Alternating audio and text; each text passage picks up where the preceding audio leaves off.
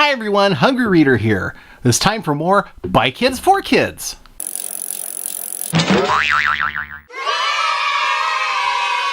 It doesn't happen often, especially today, but there are certain things that are ungoogleable. It's like they dropped off the face of time itself, and you can't find any sign that it ever existed. It especially doesn't help if it's something with such a generic name that you'd never be able to search for it in the first place. That's what happened today. Our magazine today is called Kids Magazine. Try looking for something under that name. Seriously? I can't find any evidence of how long Kids Magazine ran, when it started, when it ended. I found exactly one cover of the magazine online. It's one of those things that leads you to think, maybe I hallucinated this, maybe it was never real in the first place. Except that it's right there in your hand. This doesn't even have a cover. This issue of Kids Magazine is from 1974. What is it with the year 1974 in these things? And unlike Stone Soup, Kids Magazine is literally by kids. The byline of associate editors, the top two are Alan Fiore and Elliot Bergman, who are very talented illustrators that appear all over the magazine. Alan Fiore was 12, Elliot Bergman was 13. Look at this amazing table of contents. Elliot Bergman drew this himself. It's a little hard to read, but it's amazing how he fits all of this stuff into this scene.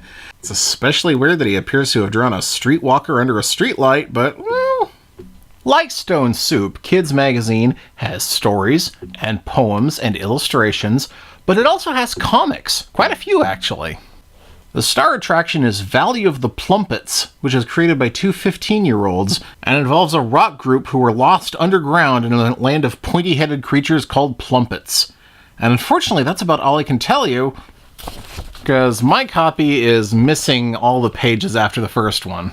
There are a few things that seem to be regular features, not unlike the kind of thing that you would see in Dynamite or a Hot Stuff magazine. Don't you hate when you get gum in your hair? People who are afraid of your pets? Spending 30 minutes putting on makeup and your mom makes you wash it off. Here's a page of jokes. Mr. Bones' hippopotamus riddles. When is a hippopotamus not a hippopotamus? When he is a deer. Oh, I get it. When he's a deer. Oh. Could a hippopotamus ever learn to fly? Probably. It would all depend on how fast he could learn to flap his hoops. Hoops? What is a panther? A hippopotamus who makes pants. Wow. How do you get off a hippo?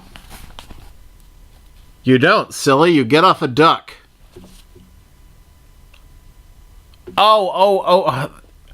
Okay, you told that one wrong. No, it's how do you get down off a hippo?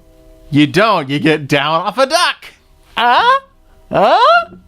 And finally, who was that woman I saw you with last night? That was no woman. That was my hippopotamus. That's not really a riddle.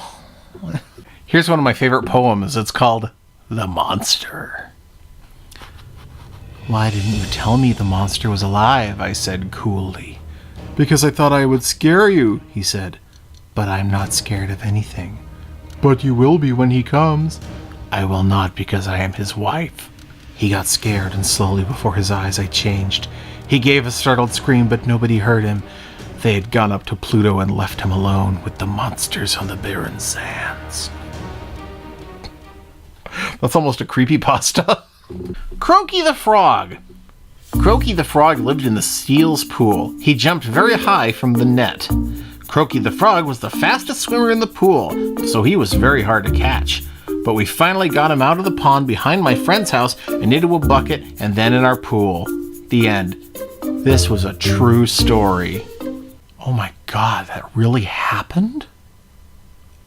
There's a comic strip called The Antics of Little Boris. I found this a little bit terrifying when I was a small child. Maybe you won't. The antics of little Boris. Will he stay alive for his issue of kids? Wah! As we recall, Boris was clinging to his life. But let's see the next panel, faithful reader. What's this? So it was only a dream. Well, I might as well go get my kids' magazine now that I'm up. Oh, this sheet is slippery. I'll fall out of bed. Help! Oh well, what an accident. The end. Not to be continued. Hey kids, you can put little Boris together again with Boris's fall outfit. And yet somehow that's not the scariest story in this book. No, that goes to a story by a much younger individual called Little Yellow Flower. One day I saw a little yellow flower. I picked it for my mother. On the way home, the flower ate me. Maybe I should have left it alone.